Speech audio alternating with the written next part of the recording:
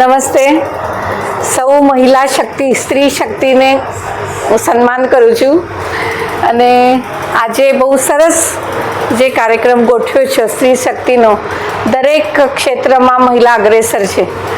ખાલી ડૉક્ટરી, વૈદ્યકીય ક્ષેત્ર નહીં, પણ જે કલા, સાહિત્ય, મેનેજમેન્ટ, ટીચિંગ, આર્ટ્સ, આ બધા જ ક્ષેત્ર, ઘણા બધા ક્ષેત્ર છે. ચાર્ટર્ડ એકાઉન્ટન્ટ, ડેન્ટિસ્ટ્રી, લેખન, જર્નાલિઝમ ને બધા જ આપણને કેટલા મહિલાઓને આપણને સત્કાર કર્યો. અને દક્ષાબેન, પ્રેક્ષાબેન, ખીજડીયામાં આપણને ગયેલા તો ત્યાં કેટલું સરસ ખીજડીયામાં કરેલું છે, નલિનીબેન અને આજે પ્રેક્ષાબેન. તો અમને ઘણા બધા મહિલાઓનો કાર્યક્રમ, એમનું જે કામ છે એનું પણ ખબર પડી. મને લાગે છે કે ધીસ ઇઝ ધ ઇન્સિડન્સ, કે જો આ એક પ્રસંગ છે કે જેમાં આપણે એકબીજાના કામને સમજીએ અને આપણું કામ જ આપણું નામ કરે છે. એટલે we do not have any but our work only speaks about our self. તો આ બધાનો જે આપ સન્માન કર્યો, તો ગીતાબેન, મારા સહયોગી પોપરિયાભાઈએ અહીંયા બોલાવ્યું, તો આપનું ખૂબ ખૂબ અભિનંદન અને આભાર. અને લાયન્સ ક્લબનો ખૂબ આભાર. અને ગુલાબ કુંવારબા જે સોસાયટી છે કે 35 યર્સ પહેલાં I was the alumni of Gulab Kunvarba Ayurveda, Gujarat Ayurveda યુનિવર્સિટીની જ હું એલ્યુમની છું. અને પછી 35 યર્સ બાદ જ્યારે ઓલ ઇન્ડિયા ઇન્સ્ટિટ્યૂટ ઓફ આયુર્વેદની ડિરેક્ટર રહી, ચૌધરી બ્રહ્મપ્રકાશ દિલ્હીમાં ડિરેક્ટર રહી, પછી તિલક આયુર્વેદમાં પ્રિન્સિપલ રહી. પણ એ બધું 35 યર્સ ફર્યા પછી જ્યારે ફરી માતૃ સંસ્થામાં કામ કરવાનો as a director of institute of teaching and research in Ayurveda, જે ભારત વર્ષની એકમાત્ર ઇન્સ્ટિટ્યૂટ ઓફ નેશનલ ઇમ્પોર્ટન્સ જે આયુષ મંત્રાલયની જામનગરમાં છે, અને જે ગ્લોબલ ટ્રેડિશનલ મેડિસિન સેન્ટર જે WHO જે સેન્ટર છે, વી આર હોસ્ટિંગ દેટ.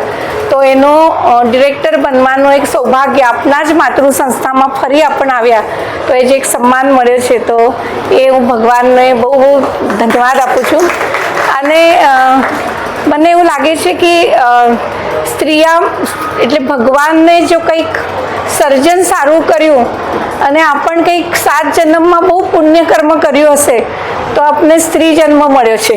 તો આ બધા નારી શક્તિને હું ખૂબ ખૂબ અભિનંદન કરું છું.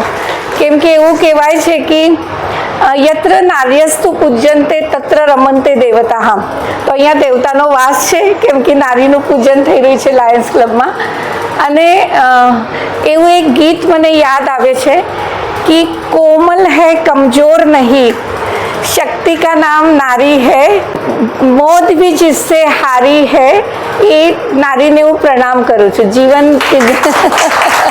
જીવન જે બનાવે છે, તો આપણે જે આપણા જે ગાર્ગી મૈત્રી તો છે જ, પણ ઘણા બધી એવા ઇતિહાસ એવું કે છે કે રાણી લક્ષ્મીબાઈ તો છે ને, ઘણા બધા ઇન્દિરા ગાંધીથી લઈને અત્યારે ફાઇનાન્સ પણ જેની હાથમાં છે, એ બધા જ વુમન પાવર છે.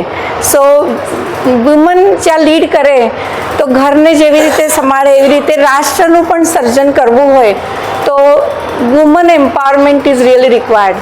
તો માનનીય વડાપ્રધાન નરેન્દ્ર મોદીજીએ પહેલાં એમના કાર્યકાલમાં વુમન એમ્પાવરમેન્ટ એ WHO એ કીધું કે વુમન એમ્પાવરમેન્ટ કરો તો 140 કરોડ દેશવાસીઓમાં 50% અગર મેન્સ પાવર હશે તો ડબલિંગ ધ ઇન્કમ, આત્મનિર્ભર ભારત, સશક્ત ભારત, ઇકોનોમી વધારવી હોય, GDP વધારવો હોય તો now only 50% man power is engage.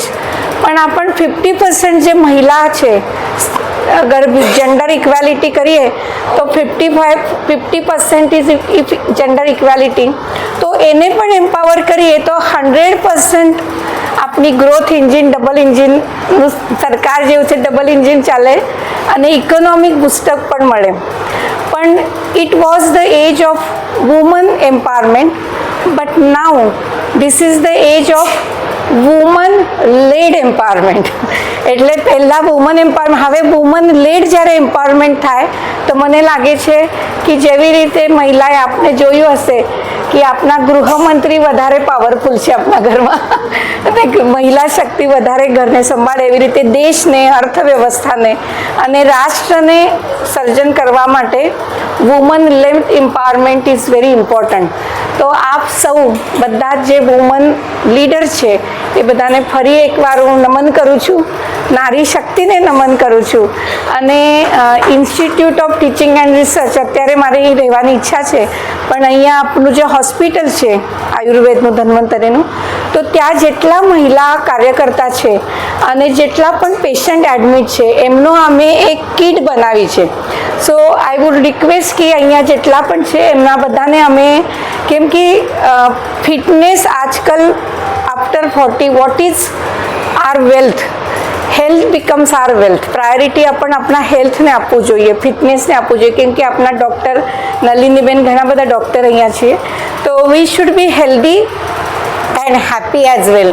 તો એ હેલ્થ માટે અમે સ્વાસ્થ્ય કિટ સ્ત્રી એટલે મહિલા દિન એટલે વુમન્સ ડે માટે અમે એક વુમન એમ્પાવરમેન્ટ માટે અને વુમન ફિટનેસ માટે એક સ્વાસ્થ્ય કિટ આપણા ફાર્મસીમાંથી બનાવ્યું છે, જેના રસાયણ ચૂર્ણવટી, શતાવરી કલ્પવટી, પછી ફેસ પેક, સોપ, કોસ્મેટિક્સ ને બધું બનાવ્યું છે. And we are distributing this to the menopausal age after 40. કાલે 200થી વધારે ત્યાં આવશે. And we request everyone to join your hand and to celebrate women's day with the health and happiness. સ્વાસ્થ્ય ભી ઓર સેવા ભી, એવી રીતે એ નારાથી આપણે કરી રહ્યા છે.